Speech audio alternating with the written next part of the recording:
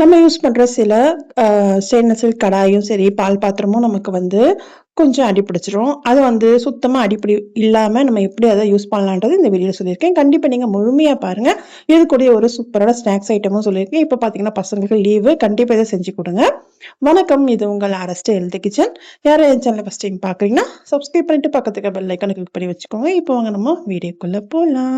First பார்த்தீங்கன்னா, இது மாரி நம்ம ஜூஸ் பாட்டில் இப்ப வாங்குவோம். வெயில் காலத்துல ஜூஸ் பாட்டில் கண்டிப்பா நம்ம வாங்குவோம்.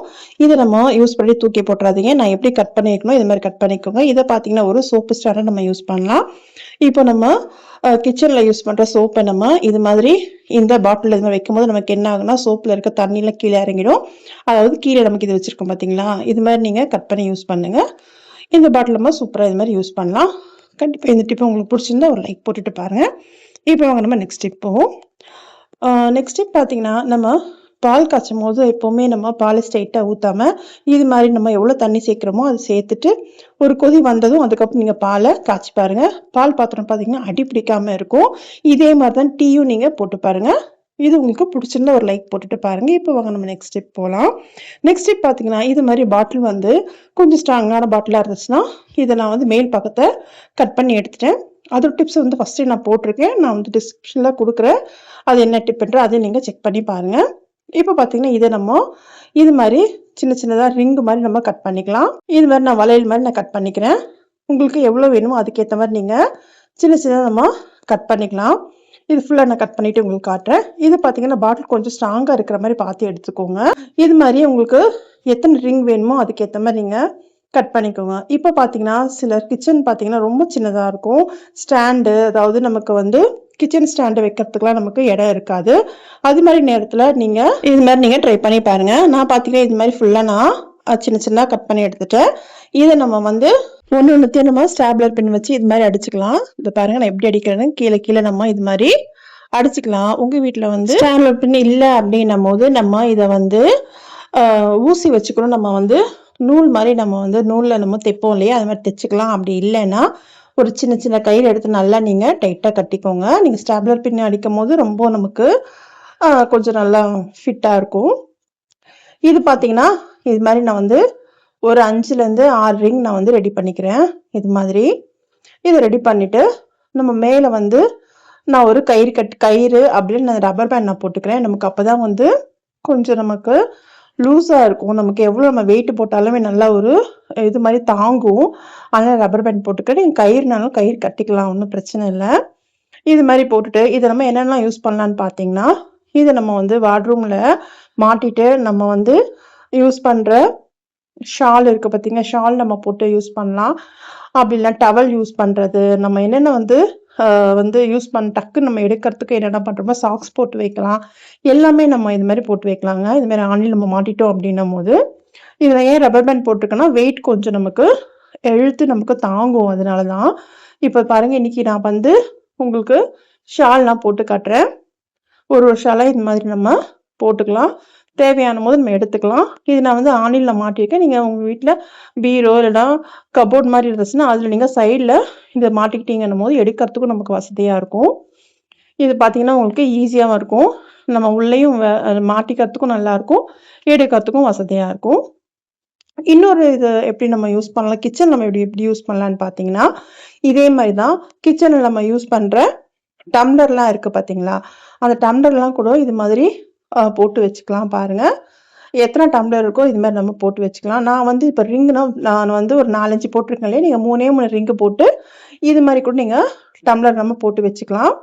அதாவது சின்ன கிச்சன் இருக்கிறவங்க இது மாதிரி ஆணில நம்ம இதுக்கு ஆணி அடிக்கணும்னு கூட தேவையில்லைங்க. நம்ம நமக்கு மாட்டுற மாதிரி ஸ்டிக்கர் இருக்கு பார்த்தீங்களா? ஹேங் பண்ற மாதிரி ஸ்டிக்கர் இருக்கும். அது வச்சாலே போதும். இது பார்த்தீங்கன்னா, இந்த கரண்டி இந்த மாதிரி ஜெல்லி கரண்டி கொஞ்சம் வெயிட்டான கரண்டிலாம் இருந்துச்சுன்னா, நீங்க இது மாதிரி போட்டு வச்சுக்கலாங்க. இது மாதிரி 2, 3 நீங்க செஞ்சு வச்சுட்டீங்க அப்படின்னும்போது, எல்லாத்துலயும் நம்ம இது மாதிரி போட்டுக்கலாம். இதுல இது ரொம்ப யூஸ்ஃபுல்லா இருக்கும். சின்ன கிச்சன் இருக்கிறவங்க இது மாதிரி நீங்க யூஸ் பண்ணுங்க. சப்போஸ் உங்களுக்கு இந்த பாட்டில்ல உங்களுக்கு இது மாதிரி கட் பண்ண விருப்பம் இல்லை அப்படின்னும்போது, நீங்க மெட்டல்லையோ இல்லைன்னா கிளாஸ் வளையல் வச்சிருந்தீங்கன்னா, அந்த கிளாஸ் வளையல் கூட இது மாதிரி நீங்க கயிறு கட்டி நம்ம இது மாதிரி நம்ம செட் பண்ணிட்டு அதுக்கப்புறம் இந்த ஆணில மாட்டும் போது அதுலயும் நம்ம போட்டு வைக்கலாங்க. அதுவும் நமக்கு ஹெல்ப்ஃபுல்லா இருக்கும். பாருங்க நான் உங்களுக்கு இதுல எத்தனை நான் இந்த கரண்டியும் சரி அந்த லைட்டர் எல்லாமே நான் போட்டு வைக்கிறேன். அப்படியே நமக்கு அழகாக நமக்கு தொங்கிட்டு இருக்கு பாருங்க. இது மாதிரி நீங்கள் 2-3 செஞ்சு வச்சிட்டிங்க அப்படின்னும் போது தனியாக இதுக்குன்னு ஒரு ஸ்டாண்டு தேவைப்படாது. கண்டிப்பாக இந்த டிப் உங்களுக்கு பிடிச்சிருந்தா ஒரு லைக் போட்டுட்டு பாருங்க. இப்போ வாங்க நம்ம நெக்ஸ்ட் டிப் போவோம். நெக்ஸ்ட் டிப் பார்த்தீங்கன்னா, இது மாதிரி நம்ம ஸ்டெயின்லெஸ் ஸ்டீலில் கடாய் வாங்குவோம். கடையில் வாங்கும்போது சொல்லுவாங்க நமக்கு இது ஒட்டாது அப்படிலாம் சொல்லுவாங்க. ரொம்ப ஹீட் அதிகமாக வச்சுட்டோம்னா நமக்கு என்ன ஆகுனா ஒட்டிக்கும். அதுக்கு நம்ம என்ன பண்ணலான்னு பார்த்தீங்கன்னா, இதில் எந்த கடாயில் நீங்கள் சமைக்க ஆரம்பிக்கிறதுக்கு முன்னாடியே நம்ம என்ன பண்ணலான்னா, அடுப்பை ஆன் பண்ணிவிட்டு லைட்டாக கொஞ்சமாக ஒரு ட்ராப் எண்ணெய் சேர்த்துக்கோங்க. சேர்த்துட்டு ஒரு 2-3 செகண்ட்ஸ் வந்து அப்படியே விட்டுருங்க. விட்டுட்டு நம்ம அப்புறம் ஆஃப் பண்ணிடலாம். ஆஃப் பண்ணிவிட்டு நீங்கள் ஒரு அதாவது நீங்கள் வந்து காய் வெங்காயம் தக்காளி கட் பண்ணுறதுக்கு முன்னாடி இது மாதிரி பண்ணிவிட்டு அதுக்கப்புறம் நீங்கள் இதை நீங்கள் யூஸ் பண்ணும் போது அதுக்கப்புறம் நீங்கள் வந்து எண்ணெய் ஊற்றி நம்ம எதை வறுக்கிறோமோ அது மாதிரி நீங்கள் யூஸ் பண்ணி பாருங்கள், நமக்கு ஒட்டாமல் வரும். இது ஸ்ட்ரெயிட்டாக நீங்கள் வந்து அடுப்பில் வச்சுட்டு எண்ணெய் ஊற்றி நீங்கள் யூஸ் பண்ணும்போது நமக்கு ஒட்டிக்குது. நீங்கள் இது மாதிரி இன்னொரு டைம் செய்யும் போது செஞ்சு பாருங்கள், நமக்கு கீழே அடி பிடிக்காமல் நமக்கு வருது. கண்டிப்பாக இந்த டிப் உங்களுக்கு யூஸ்ஃபுல்லாக இருக்கும்னு நினைக்கிறேன். யூஸ்ஃபுல்லாக இருந்துச்சுன்னா என்னோட சேனலை சப்ஸ்கிரைப் பண்ணிக்கோங்க. பெல் பட்டனும் கிளிக் பண்ணி வச்சுக்கோங்க. அப்போ தான் நான் போகிற வீடியோஸும் உங்கள் வீடு தெரிய வரும். ஒரு லைக்கும் போட்டுருங்க. இப்போ வாங்க ஒரு சூப்பராக ஸ்நாக்ஸ் நம்ம பார்க்கலாம். இது பார்த்தீங்கன்னா சிம்பிளாக நம்ம பண்ணிடலாம். அதுக்கு நான் வந்து இது மாதிரி மிக்ஸ் ஜார், பெரிய மிக்ஸ் ஜார் எடுத்திருக்கேன். எடுத்துகிட்டு இந்த ஒரு கப்பு, இந்த கப்பு தான் நான் யூஸ் பண்ணுற அளவுக்கு இந்த கப்பில் நான் வந்து மைதா மாவு எடுத்திருக்கேன். நீங்கள் இது கோதுமை மாவு கூட நீங்கள் எடுத்துக்கலாம். இந்த கப்பில் ஒரு கப் நான் வந்து மைதா சேர்க்குறேன். நான் பார்த்தீங்கன்னா இந்த ஒரு பழம் சேர்த்துருக்கேன். நீங்கள் எந்த விதமான பழம் இருந்தாலும் சரிங்க சேர்த்துக்கோங்க. கொஞ்சம் பழுத்த மாதிரி இருக்கட்டும்.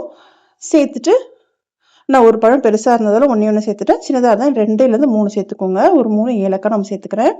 இதே கப்பிலே நான் வந்து நாட்டு சக்கரை சேர்த்துக்கிறேங்க. நீங்களும் சக்கரை இருந்தாலும் சேர்த்துக்கலாம். நாட்டு சக்கரைன்றதால ஃபுல்லாக நான் ஒரு கப் ஃபுல்லாக சேர்த்துக்கிறேன். சக்கரைன்னும் போது நீங்கள் அதில் வந்து கால்வாசி கம்மி பண்ணிவிட்டு சேர்த்துக்கோங்க. தண்ணியில் எதுவுமே விட வேணாங்க, அப்படியே நம்ம அரைச்சிடலாம். ஏன்னா பழம் இருக்குல்லையா அதுலேயும் நமக்கு அரைஞ்சி வந்துடும். இதே மாதிரி நீங்கள் அரைச்சி எடுத்துகிட்டு இன்னொரு பவுலில் நம்ம மாற்றிக்கலாம். மாற்றிட்டு நம்ம எண்ணெய்னா சூடு பண்ணிக்கிறேங்க. எண்ணெய் பார்த்தீங்கன்னா நல்லா சூடாகிட்டு சிம்மில் வச்சுக்கோங்க. ஏன்னா அப்போ தான் நமக்கு வெந்து வரும். நம்ம வந்து தண்ணிலாம் எதுவும் சேர்க்காம திக்காக இருக்கு இல்லையா, அதனால் உள்ளே வேகாமல் வரும். அதனால நம்ம என்ன பண்ணுறோன்னா எண்ணெய் நல்லா சூடாகட்டும். சூடாகணும் சிம் பண்ணிவிட்டு அதுக்கப்புறம் ஒன்று ஒன்றா நான் இது மாதிரி போட்டு எடுத்திருக்கேன். சின்ன சின்ன பாலாகவே நீங்கள் போடுங்க, பெருசு பெருசாக வேண்டாம். சின்ன சின்ன போட்டாலே நல்லா சூப்பராக வரும். உங்களுக்கு இதில் தேவைன்னா கொஞ்சமாக நீங்கள் ஆப்பசோடா சேர்த்துக்கலாம் லைட்டாக. சேர்த்துட்டு அதுக்கப்புறம் நீங்கள் போட்டு பாருங்கள், நல்லா புஃப்னு நமக்கு சூப்பராக வரும். இது டேஸ்ட் பார்த்தீங்கன்னா அவ்வளோ அருமையாக இருக்குங்க. இது மாதிரி சின்ன சின்ன உருண்டைகளாக போட்டுட்டு இது சிம்மில் வச்சுருங்க. சிம்மில் வச்சுட்டு இது நல்லா வெந்து வரட்டும். ஏன்னா நம்ம வந்து திக்காக போடுறதா நான் சொல்கிறேன். நீங்கள் கொஞ்சம் தண்ணி சேர்த்துட்டு கொஞ்சம் இலகலாக போட்டிங்கன்னா நல்லாவே நமக்கு வரும். ஆனால் இது மாதிரி நீங்கள் நெக்ஸ்ட் டைம் பண்ணும்போது தண்ணி சேர்க்காம இது மாதிரி கொஞ்சம் திக்காகவே போட்டு பாருங்களேன், செம்ம டேஸ்ட்டாக இருக்கும், சாப்பிட்றதுக்கும் நல்லாயிருக்கும். அவ்வளோதான், நம்ம எடுத்துடலாம். நல்லா செவந்துடுச்சு. இது நம்ம வந்து நாட்டு சக்கரை சேர்க்கறதால நல்லா செவந்து வந்திருக்குங்க. சூப்பரான ஒரு ஸ்நாக்ஸ் ரெடி ஆகிடுச்சு. கண்டிப்பாக உங்கள் வீட்டில் நீங்கள் செஞ்சு பாருங்கள். இப்போ நமக்கு பசங்களுக்கு லீவ் விட்டுருக்காங்க. கண்டிப்பாக அந்த ஸ்நாக்ஸு நிமிஷத்தில் செஞ்சிடலாம்.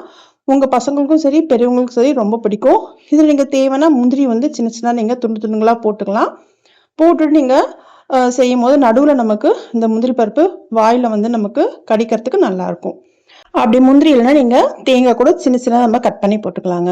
அவ்வளோதாங்க, இன்னைக்கு பார்த்து இந்த டிப்ஸும் சரி இந்த ரெசிபி உங்களுக்கு பிடிச்சிருக்கும்னு நினைக்கிறேன். பிடிச்சிருந்தா ஒரு லைக் போட்டுட்டு பாருங்க. ரொம்பவும் பிடிச்சிருந்தா உங்கள் ஃப்ரெண்ட்ஸ் அண்ட் ஃபேமிலிக்கும் ஷேர் பண்ணுங்க. என்னோட சேனலை சப்ஸ்கிரைப் பண்ணியும் வச்சுக்கோங்க. இன்னொரு நல்ல வீடியோவில் பார்க்கலாம். தேங்க்ஸ் ஃபார் வாட்சிங்.